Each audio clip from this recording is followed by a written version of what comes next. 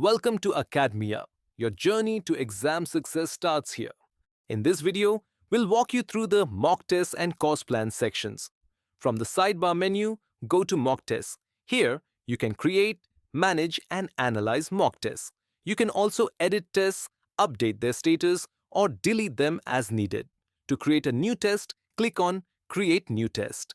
Enter the required details such as test name, description, target examination, difficulty level, and test mode. Set the duration and add instructions if needed. Configure additional options based on your requirements. Then select the questions for the test and click on Create Test.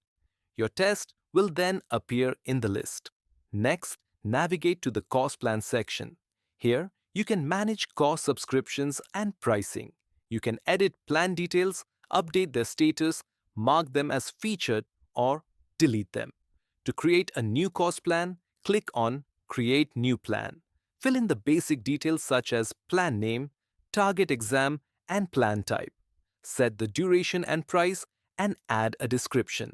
Then define the number of mock tests, e-books, and previous papers included in the plan. Configure additional settings and click on Create Plan. Your plan will then appear in the list. And that's how you can efficiently manage mock tests and course plans in Academia. Transform your exam preparation with Academia.